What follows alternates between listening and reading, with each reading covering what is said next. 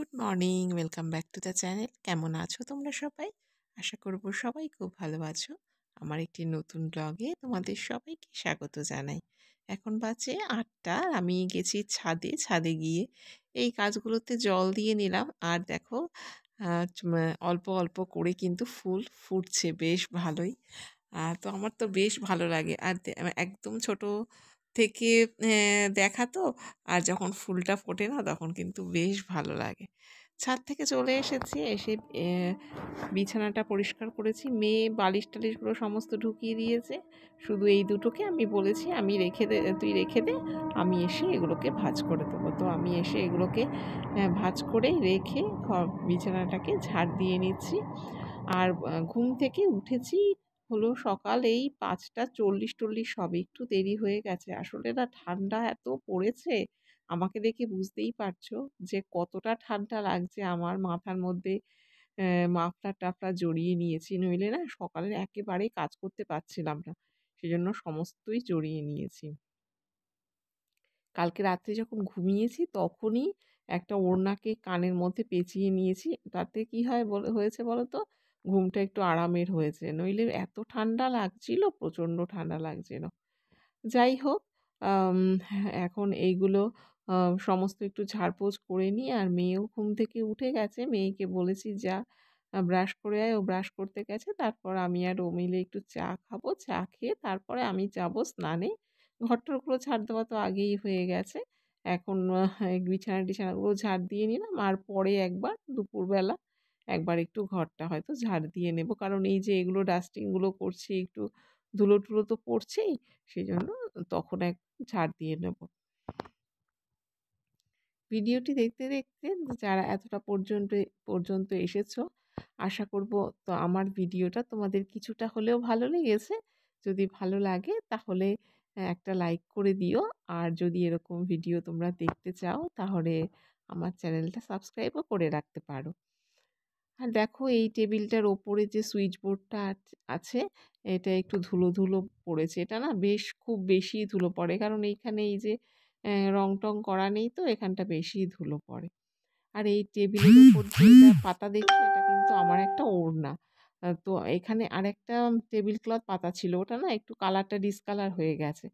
তো এখনই table cloth কিনতে যাব না, ভাবলাম এই ওড়নাটা আছে একটু ডিপ কালার, দেখতে কিন্তু খারাপ লাগছে না আমার মনে হয় আর কি। তো এটাই পেতে দিয়েছি, বেশ অনেকদিন আগেই পেতেছি। এখন প্রায় ধোয়ার সময় হয়ে গেল। আজকে ভাবলাম আজকে ধোবো না, কারণ কি বলো তো, ওয়েদারের অবস্থা তো দেখছোই। অন্য আরেকদিন ধুয়ে দেবো। আর এখানে এই যে এই গাছটা দিলাম। আর এখানে একটা দেখো এই যে এটা না আমার মেয়ে এঁকেছে। এখনও আঁকাটা পুরোপুরি কমপ্লিট হয়নি, তো এদিক ওদিক রেখেও করছিল। আমি বললাম থাক, এটার ওপরে থাক, দেখতে ভালো লাগছে। পরে যখন একদম পুরো কমপ্লিট হয়ে যাবে তোমাদের একদম ক্লোজ করে দেখাবো। তো এর মধ্যে আমার স্নান পুজো হয়ে গেল। এবার আমি এসে একটু সিঁদুরটা পরে নিচ্ছি। আর অনেকটাই দেরি হয়ে গেল, মানে অন্যান্য সমস্ত কাজ করতে করতে না।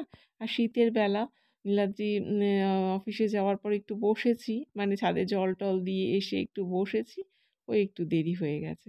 যাই হোক, এখন কিন্তু আমাদের ব্রেকফাস্টও হয়ে গেছে, মেয়েকেও দিয়ে দিয়েছি, আমিও খেয়ে নিয়েছি। আর এখন কম্বলগুলোকে সব রোদে দেওয়ার পালা, কারণ রোদে না দিলে বাবা ঘুমোতেই পারবো না। তো আমাদেরটাও দিয়ে দিলাম, নীলাদ্রিরটাও দিয়ে দিলাম, সব মেয়েরটাও দিয়ে দিলাম, সবই দিয়ে দিলাম।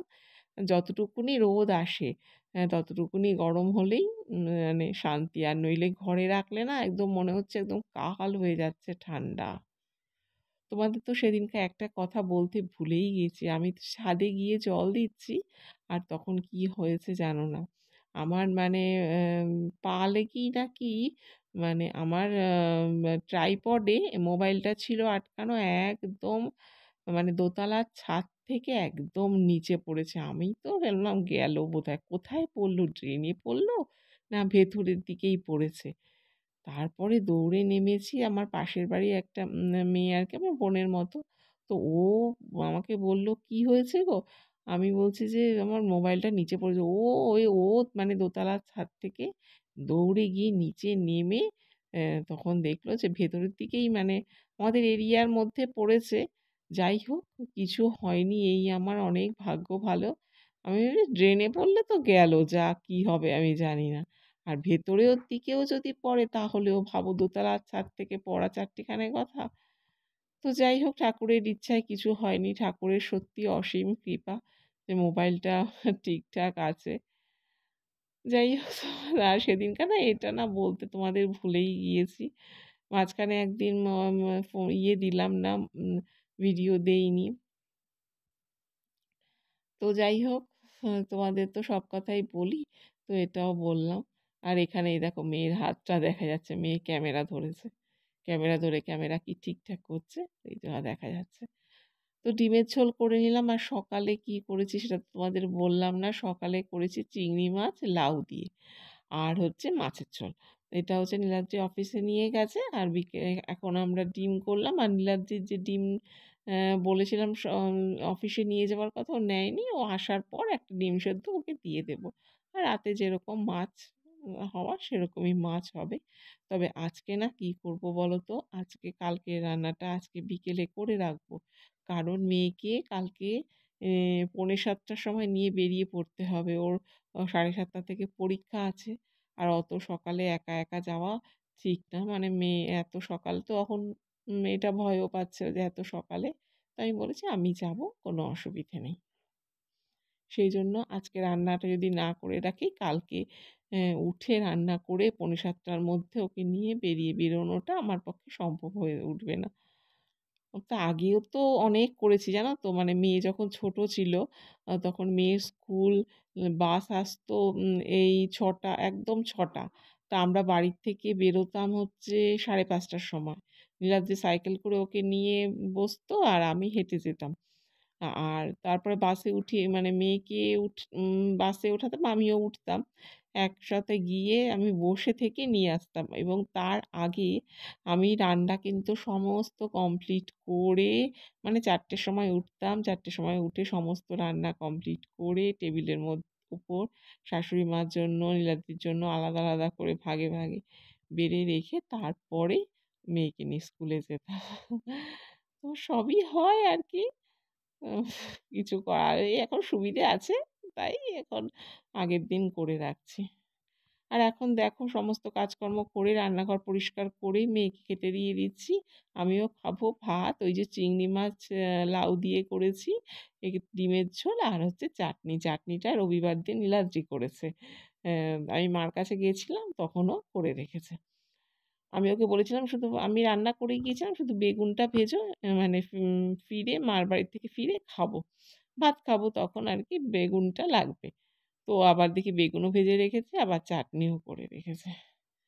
যাই হোক এখন আমাদের খাওয়া-দাওয়া কমপ্লিট হয়ে গেল। মেয়েকে খাইয়ে দিলাম। মেয়ের শরীরটা একটু ভালো নেই।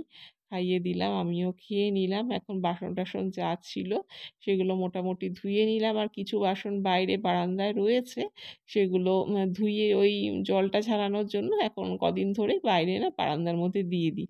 রোদে একদম শুকিয়ে যায়, ভালো লাগে। তো এখন চলো ভিডিওটা শেষ করি এখানেই।